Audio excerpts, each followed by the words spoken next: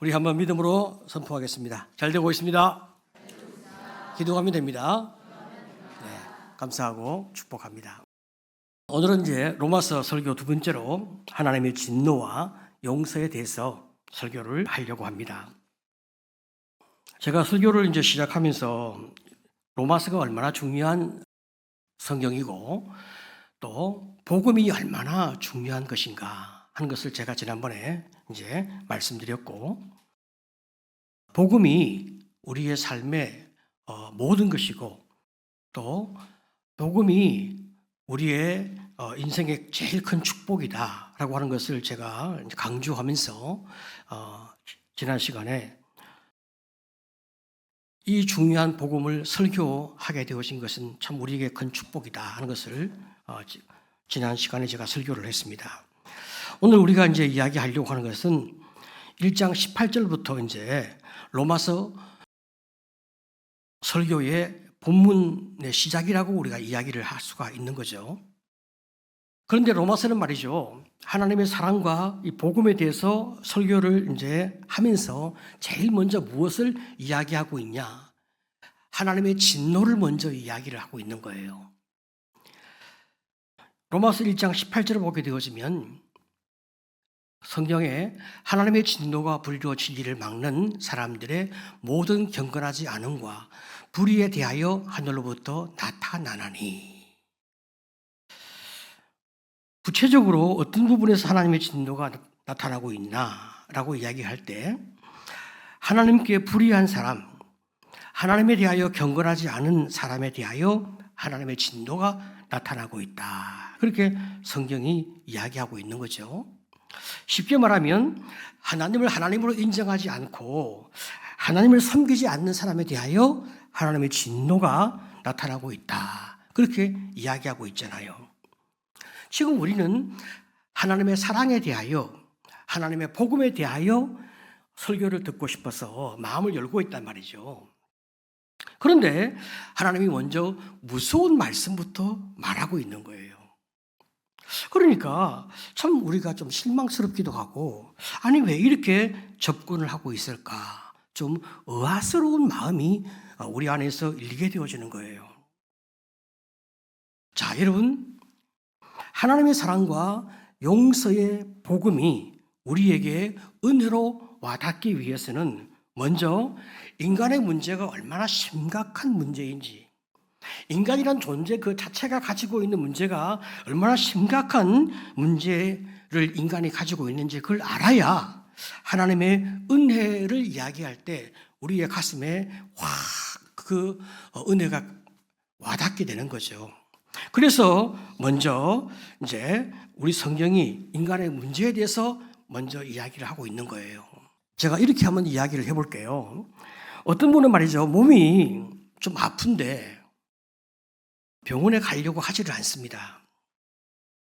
병원에 가는 것이 귀찮기도 하고 또 바빠서 가기 싫기도 하지만 병원에 가면 이상하게 안 좋은 소리 들을까 봐 혹은 무서운 경고를 받을까 봐 그것이 겁이 나서 병원에 안 가려고 하는 거죠. 그래서 자꾸 미루다가 결국은 너무 몸이 아파서 어쩔 수 없이 병원에 가보니까 암 사기인 거예요.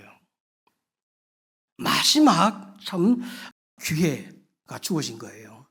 그래서 어쩔 수 없이 참 하나님의 은혜로 기적같이 그 마지막 기회에 수술을 해서 살아나게 되었습니다. 정말 이분은 참 그 마지막 순간에 하나님의 은혜로 수술을 받아서 살아나게 된 거죠. 여러분, 복음이 마찬가지로 이런 기회를 인간에게 제공하게 되는 거예요. 인간의 상태가 암 마지막 상태와 마찬가지라는 거예요. 하나님은 전능하셔서 인간의 문제가 아무리 심각해도 하나님은 다 고쳐줍니다. 아무런 문제가 없습니다. 왜냐하면 하나님은 복음이시기 때문에 인간의 상태가 아무리 심각해도 하나님은 인간을 만지기만 하면, 인간이 하나님께 오기만 하면 인간은 다 해결되어지는 거예요. 문제는 인간이 하나님께 와야 하는 거예요. 자, 그래서 이 복음 안에는 하나님의 모든 용서가 다 담겨 있단 말이죠. 그런데 인간이 자기 문제가 뭔지 알아야 되잖아요. 그래서 하나님이 인간에게 용서를 선포하시기 전에 하나님이 죄에 대하여 먼저 정확한 판단을 하고 계신 거예요. 로마서는 인간의 상태가 얼마나 심각하고 얼마나 절망적인지를 우리에게 정확하게 보여주려고 하고 있습니다. 이 죄의 심각성은 말이죠, 인간이 하나님을 알 수 있음에도 불구하고 인간이 하나님을 인정하려고 하지 않는, 그리고 하나님을 섬기려고 하지 않는 바로 여기에 인간의 상태의 심각성이 있다고 말씀하고 있는 거죠. 인간이 하나님을 몰라서 섬기지 않았다, 그러면 어느 정도 정상의 참작 여지가 있습니다. 그런데 하나님은 인간의 하나님을 알 수가 있는데 인간이 하나님을 모르려고 한다는 거죠. 그렇기 때문에 인간이 심판을 피할 수가 없는 거예요. 그러면 사람은 말이죠, 하나님을 알 수 있는 그 여지가 어디에 있냐? 그렇게 묻게 되어지면 하나님이 인간을 만들 때 하나님을 알 수 있도록 만들었다는 거예요. 그 근거가 뭐냐? 로마서 1장 19절에 이는 하나님을 알만한 것이 그들 속에 보임이라. 하나님께서 이를 그들에게 보이셨느니라. 하나님이 인간을 만들 때 하나님을 알만한 것을 인간 속에 만들어 놓으신 거예요. 왜? 하나님이 창조자이시기 때문에 우주 만물을 만들고 인간을 만들 때 인간이 하나님을 알도록 그렇게 만들어 놓으신 거란 말이지. 자, 그러면 그게 뭐냐?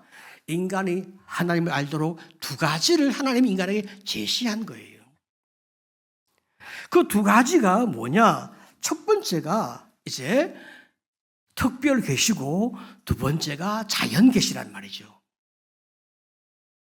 이 계시라고 하는 것은 말이죠, 숨겨진 것이 나타나진 것인데 인간이 스스로는 알 수 없지만 하나님께서 인간에게 보여주면 인간이 알 수 있는 것이 계시입니다. 그러니까 하나님께서 당신을 사람에게 보여주는 것, 첫 번째 계시가 성경이란 말이죠. 그러니까 이 성경을 보면 인간이 하나님을 알 수가 있어요. 자, 그런데 그러면 성경이 기록되기 이전에 사람들은 하나님을 모를 수밖에 없지 않냐? 그렇죠. 그러니까 두 번째로 자연 계시, 우주 만물을 통해서 보여주는 자연 계시를 통해서 인간이 하나님을 알도록 하나님이 만들어 놓으신 거죠. 특별히 말이죠, 우리나라에 기독교가 들어오기 이전에 이 조선시대 사람들, 고려시대 사람들 어떻게 하나님을 알 수 있겠냐? 그 사람들도 하나님을 알 수 있도록 하나님이 자연 계시를 통해서 하나님을 볼 수 있도록 만들어 놓으셨다는 거죠. 고대 사람들도 하늘의 태양과 달과 우주 만물과 대자연을 통하여 인간의 능력과 힘을 뛰어넘는 그 위대함과 그 경이로움을 느낄 수밖에 없단 말이죠. 그러니까 조물주가 있음을 그들이 알게 되는 거예요. 그래서 인간은 자연을 통해서 이 모든 것이 스스로 우연히 만들어졌다, 그렇게 생각할 수 없는 거예요. 그렇기 때문에 창조주 하나님에 대하여 그들이 알게 되고 찾게 되고 구하게 되고, 그래서 하나님의 살아계심과 신실하심을 깨닫게 되고 엎드려지게 되는 은혜를 구하게 되어진다는 거예요. 이렇게 로마서는 하나님께서 자연 만물을 통하여 하나님을 알 수 있도록 분명히 당신을 계시하셨다, 그렇게 말씀하고 있는 것입니다. 자, 1장 20절에 뭐라고 말씀합니까?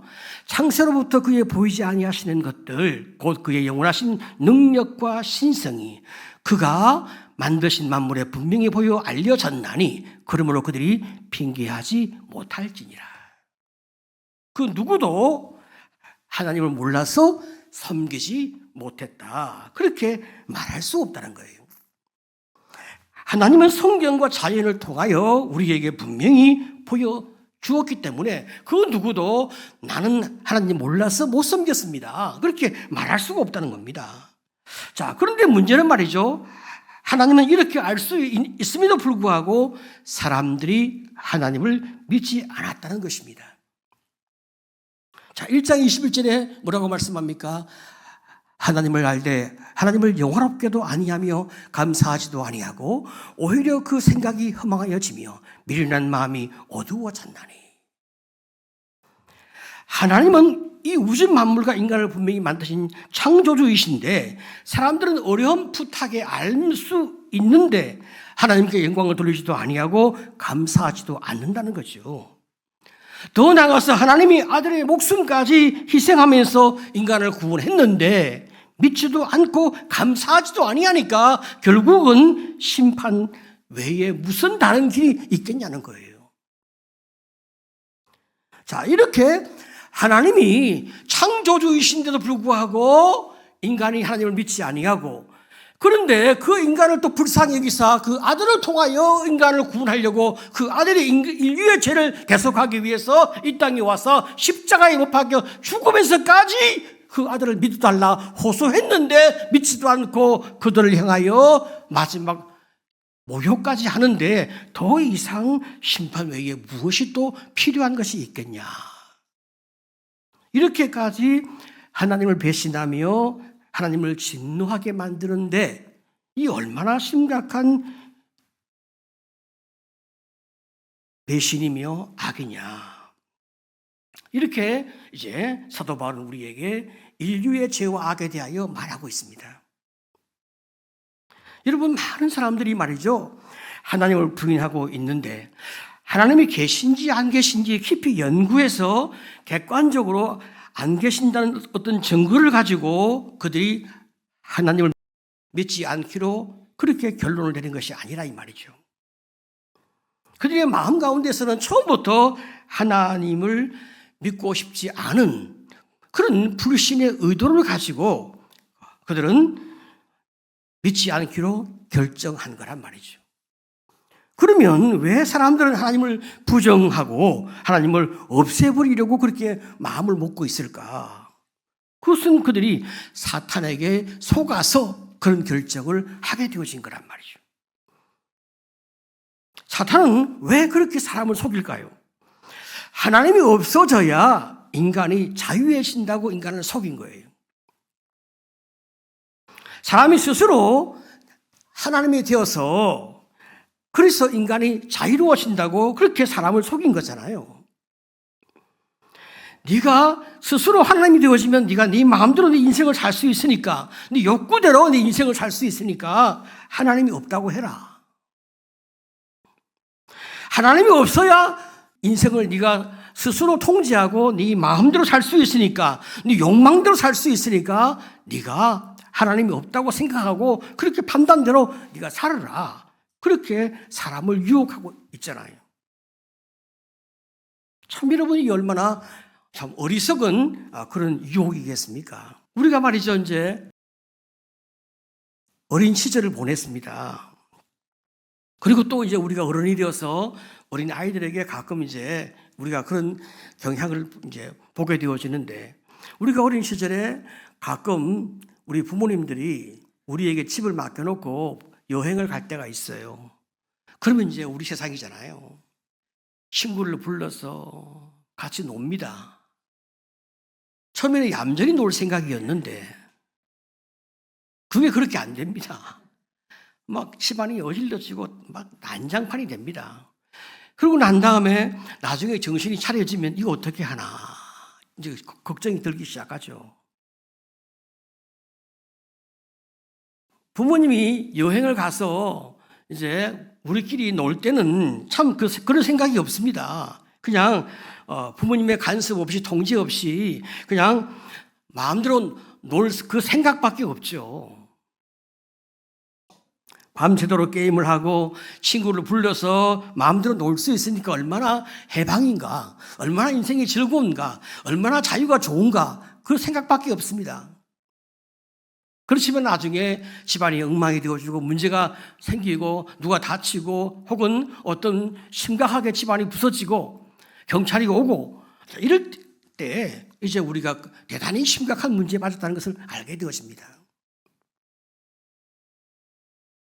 사람이 내 욕망대로 살고 내 뜻대로 살게 되어지면 나중에 얼마나 끔찍한 결과가 주어지는가. 로마서 1장 21절로 23절을 보게 되어지면 인간이 자기 마음대로 살 때 어떤 결과가 오는가, 우리 성경은 이렇게 말하고 있습니다. 하나님을 알되 하나님을 영화롭게도 아니하고 감사하지도 아니하고 그 생각이 허망하여지며 미련한 마음이 어두워졌나니 스스로 지혜 있다 하나 어리석게 되어 썩어지지 아니하는 하나님의 영광을 썩어질 사람과 새와 짐승과 기어다니는 동물 모양의 우상으로 바꾸었느니라. 그죠? 하나님을 부정하는 사람들은 생각이 어떻게 된다? 허망해진다. 내 스스로 굉장히 지혜 있는 사람이라고 생각하는데 결국 사탄의 거짓말에 속아서 그 결과 생각이 허망해진다.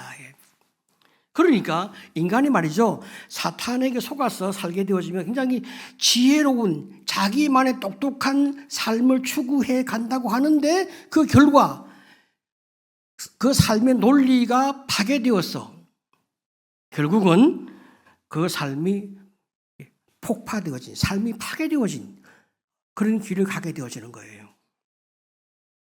삶이, 그 정신과 삶이 파괴되어진 길을 가게 되어지니까 결국은 미쳐버린 인생의 길을 가게 되어진다. 어네스트 헤밍웨이라는 사람이 참 나중에 결국 권총 자살을 하잖아요. 그래서 사람이 이성의 논리를 따라서 계속 이렇게 살게 되어질 때 그 허무의 결과가 무엇인가? 이제 그 삶이 파괴되어지는 거예요. 하나님이 창조된 피조물이 결국은 그 허망한 생각을 쫓아가게 되어질 때 그 결과가 무엇인가? 각종 짐승이나 동물들을 신으로 섬기는, 하나님의 창조물인 각종 짐승이나 동물을 신으로 섬기는 이런 허망한 삶의 결과를 따라가게 되어지는 거예요. 자, 이런 인간에 대하여 하나님의 대응 방식이 무엇이었냐? 내버려 두셨다. 로마서 1장 24절에 하나님께서 그들의 마음의 정욕대로 그 더러움에 내어버려 두사. 그죠? 마음의 정욕대로 더러움에 내버려 두사.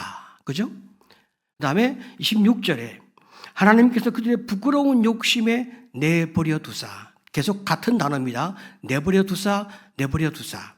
28절에 또한 그들의 마음에 하나님 두기를 싫어하며 하나님께서 그 상실한 마음대로 내버려 두사 합당하지 못한 일을 하게 하셨으니. 하나님 인간을 내버려 두신 거예요.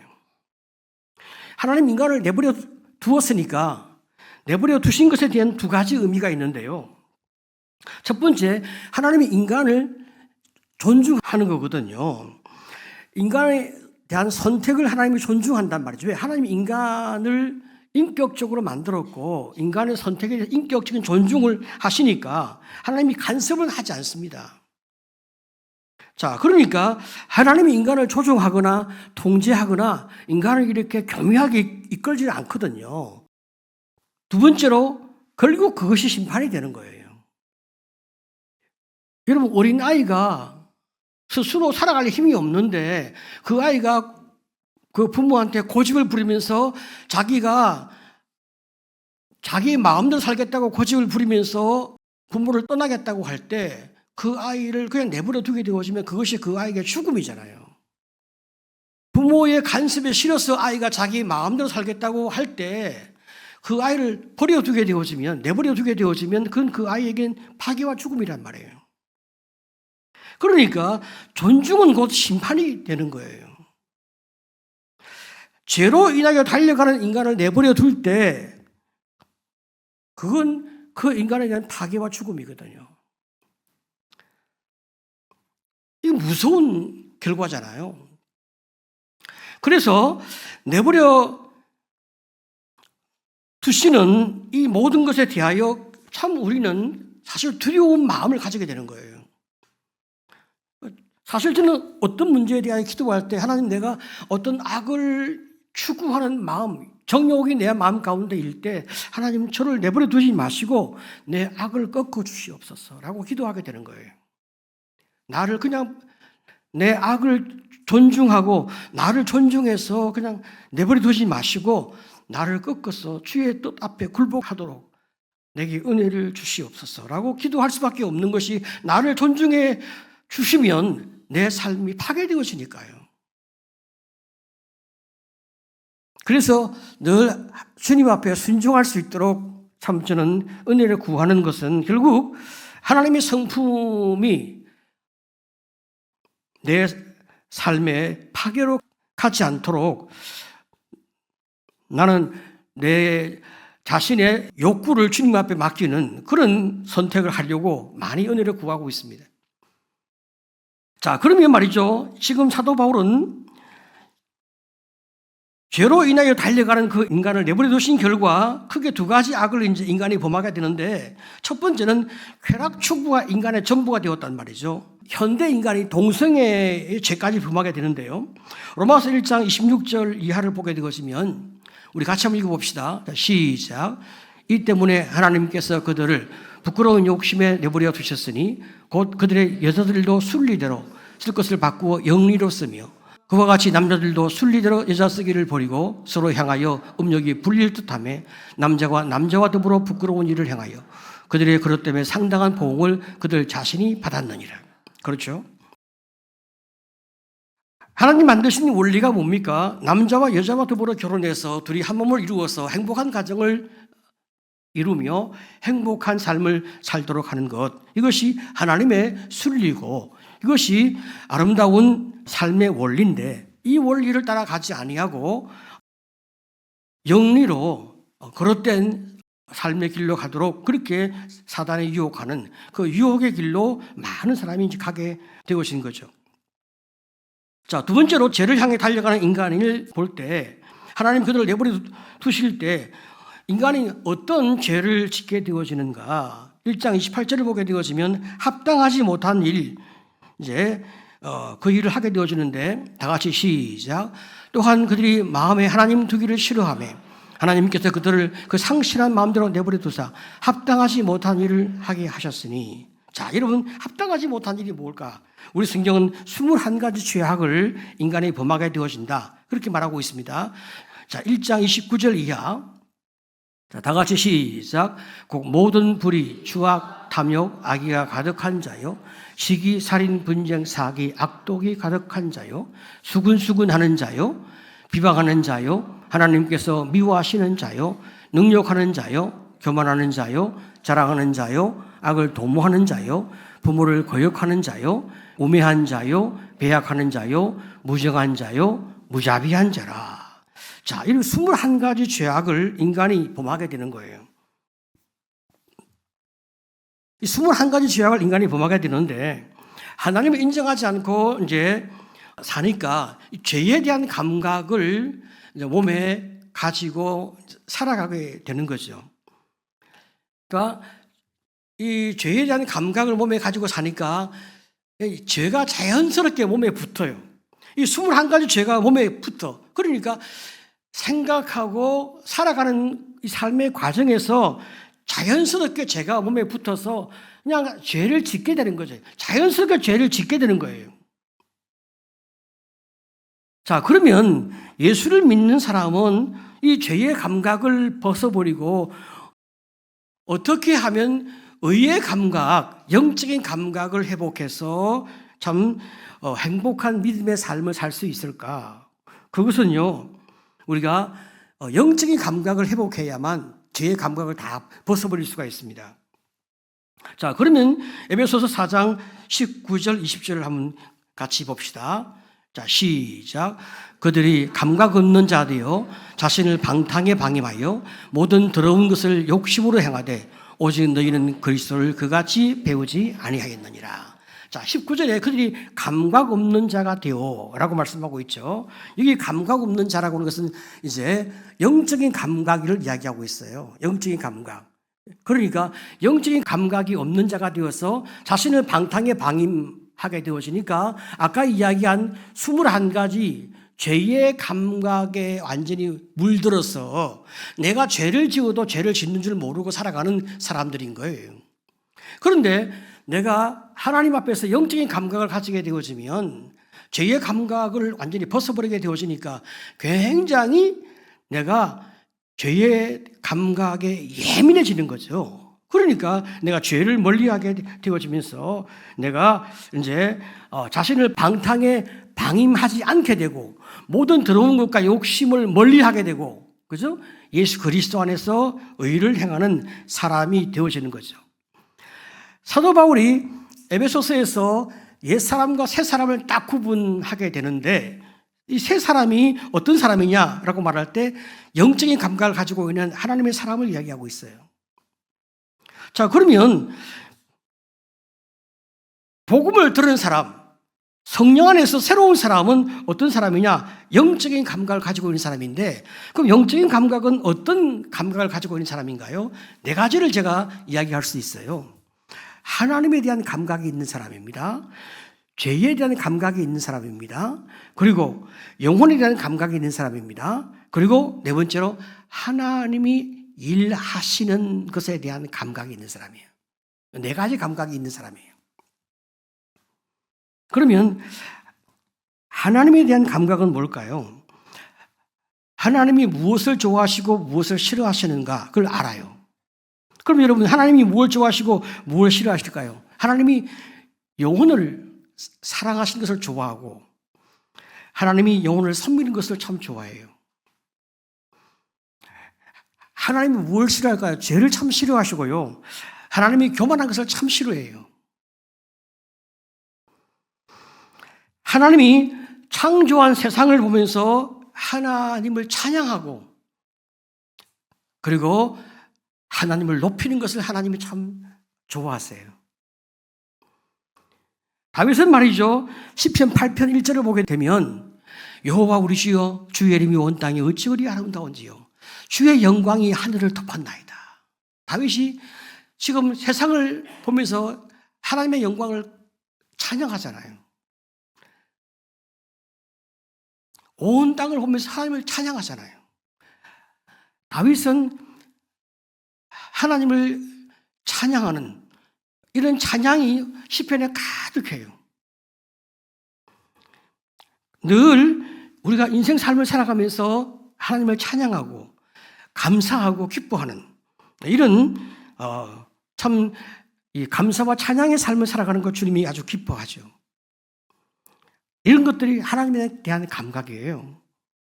자, 그러면 죄에 대한 감각이 뭘까요? 이 죄에 대한 감각은요, 어떤 것이 죄인지 우리가 딱 민감하게 알아차리는 거죠. 여러분, 로마서 7장 22절로 24절을 보게 되어지면 내 속 사람으로는 하나님의 법을 즐거워하되 내 지체 속에서 다른 한 법이 내 마음의 법과 싸워 내 지체 속에 있는 죄의 법으로 나를 사로잡는 것을 보는도다. 오라 나는 곤고한 사람이로다. 내 사망의 몸에서 누가 나를 건져내랴. 인간이 가지고 있는 내 안에 있는 욕망, 이 욕망은요, 그 누구도 욕망에서 벗어나올 수가 없는 거예요. 그래서 사도 바울도 욕망에서 자기가 넘어져요. 그러니까 사도 바울이 뭐라고 얘기합니까? 오라 나는 곤고한 자라 그랬어요. 그 당시에 세상에서 제일 성자라고 할 수 있는 사도 바울도 욕망에서 넘어지는 거예요. 그러니까 세상에서 자기 힘으로 죄를 이길 수 있는 사람은 아무도 없는 거예요. 사도 바울도 예수의 피로 구원을 받는 거예요. 그러니까 로마서 7장 25절에 뭐라고 말합니까? 우리 주 예수 그리스도로 말미암아 하나님께 감사하리로다. 그런즉 내 자신이 마음으로는 하나님의 법을 육신으로는 죄의 법을 섬기더라. 마음으로 하나님의 법을 섬기지만 육신으로는 여전히 죄의 법을 따라가는 거예요. 그 말이 무슨 말입니까? 내가 인간관계에서 해야 할 도리 내가 지키는 거예요. 그렇지만 내가 예수 그리스도의 보혈의 용서, 그 용서와 긍휼을 따라 인생을 살아가는 거예요. 그것이 내가 얻는 유일한 그런 구원의 길이기 때문에. 그래서 예수로 말미암아 구원을 받지 그 다른 어떤 방법으로 구원을 받지 못한다는 것을 그는 아는 거예요. 그래서 예수로 말미암아 영원한 구원을 입었어요. 그 영원한 구원을 입었지만 이 땅에서는 내가 모든 인간관계나 모든 법에 다 매이는 거예요. 벗어날 수가 없는 거예요. 이 땅에 살아가는 한 우리는 완전히 자유할 수가 없어요. 우리는 부모와 자식의 도리에 매이고 형제관계 도리에 매이고 인륜의 도리에 매이고 여러분 우리가 그 모든 도리를 다 끊고 어떻게 우리가 홀로 도망자의 삶을 살겠습니까? 여러분 그 배신자가 되거든요. 그 사람이 어느 날 예수 믿고 예수 믿으세요 라고 말하면 누가 그 예수를 믿겠습니까? 우리는 그 법에 매입니다. 그렇지만 우리가 오직 구원은 예수죠. 그래서 우리는 영원한 구원을 받았지만 그러나 이 땅에서는 그 모든 법에 매이면서 우리는 때로 죄를 짓기도 하고 때로는 욕망에 넘어지기도 하고 또 쓰러지기도 하는 거죠. 그때마다 우리는 또 주님 앞에서 용서를 구하고 은혜를 구하고 또 우리는 또 사랑을 구하기도 합니다. 우리가 다 용서받았는데 왜 우리가 또 다시 용서를 또 구하고 다시 또 우리가 은혜를 구합니까? 예수 그리스도 안에서 다시 주님과 나와 관계 속에서의 회복이잖아요. 여러분 우리가 같이 우리 가족끼리 말이죠. 잠을 잤습니다. 아침에 눈 떠서 우리가 잘 잤냐 인사하잖아요. 왜 인사합니까? 사랑의 관계 확인하고 행복한 관계를 확인하려고 인사하잖아요. 사랑의 관계를 확인하고 또 괜찮냐 물어보고 또 아프면 또 만져주고 기도해주고 우리가 다 그게 사랑의 관계잖아요. 주님과 나와 관계 속에서 구속의 은혜가 우리가 영원한 용서를 입었지만 그러나 또 내가 넘어지고 쓰러진 것에 대하여 또 주님 앞에 용서를 구하고 사랑을 구하고 은혜를 구하는 거죠. 그게 바로 죄의 감각에서 내가 자꾸 벗어나는 거예요. 그 감각에서 내가 자꾸 깨끗해지는 거예요. 자, 그 다음에 영혼에 대한 감각이요. 우리가 인간관계할 때 우리가 뭘로 관계합니까? 서로 눈과 눈을 마주치잖아요. 눈을 보잖아요. 그리고 대화를 하잖아요. 그 영혼과 내 영혼이 눈을 통해서 만날 때 그 눈이 내게 말을 하거든요. 그가 고통스러운 일이 있고 슬픈 일이 있고 기쁜 일이 있고 행복한 일이 있을 때 눈과 눈이 말을 해요. 그때 제가 고통스러운 일이 있으면 우리가 기도하게 되고 힘든 일이 있으면 기다리게 되고 그가 내게 하고 있는 말을 우리가 경청하는 거죠. 그 사람의 표정을 통하여 그가 또 무엇인가 내게 말하고 싶은데 지금은 말할 준비가 되지 않았을 때 또 기다리고 성령께서 지금 무언가 그가 어떤 고통스러움과 힘겨움을 안고 있음을 그를 통해서 느끼게 할 때 그를 안아주며 내가 너를 위해 기도한다. 또 이렇게 위로하고 준비가 되면 말이다고 또 우리가 격려해주고 또 하나님은 말이죠. 우리를 위해 계속 일하시는데 하나님은 어떻게 우리를 위해 일하시는가? 하나님은 늘 선하신 당신의 그 마음으로 우리를 위해서 일하시는데 인생은 말이죠. 늘 실수가 있고 늘 문제를 만들거든요. 인생이 하는 일은 사실 잘하려고 하는데 인생이 늘 실수하고 늘 문제를 만드는 게 인생입니다. 인생은 늘 죄를 지어요. 죄를 지으려고 죄를 짓는 게 아니라 잘하려고 하는데 인생은 늘 죄를 지어요. 여러분 애들이 하는 걸 봐요. 잘 못하려고 하지 않습니다. 잘하려고 하는데 늘 사고를 쳐요. 그게 애들입니다. 인생이 그래요.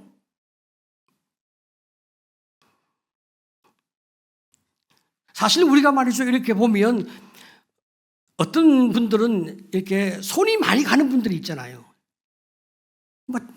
전부 하는 것마다 사고를 치는데 도와줘야 돼. 막 늘 뒤치다거리를 많이 해줘야 될 사람이 있어요. 근데 제가 보니까 사람들이 다 그런 것 같더라고. 그 사람이 하는 10가지 중에 한두 가지는 잘하는 것이 있는데 나머지는 다 도와줘야 돼, 이렇게. 그런데 하나님이 우리 인생을 볼 때 다 그런 것 같아요. 근데 그분은 우리를 향하여 뭐라고 말씀도 안 하세요. 다 도와주세요.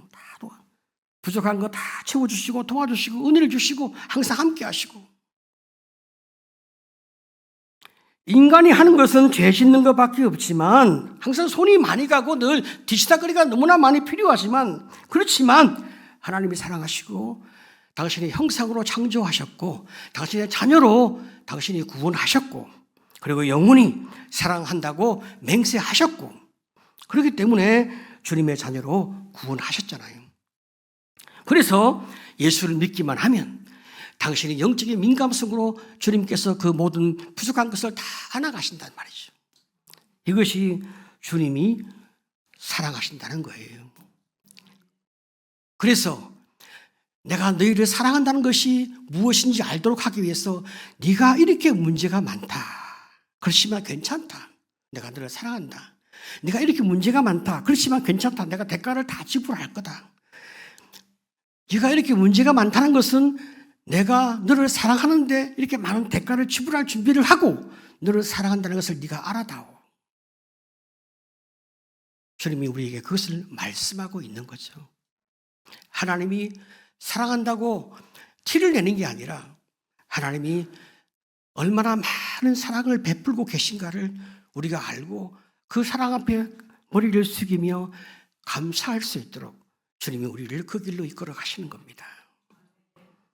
성도 여러분, 주님의 사랑을 누리며 하나님의 용서와 그 은혜 앞에 감사하면서 주님이 나를 향한 그 사랑에, 그 용서에 깊은 영적 민감성을 가지고 엎드려 나가는 여러분 모두가 되시기를 간절히 축복합니다.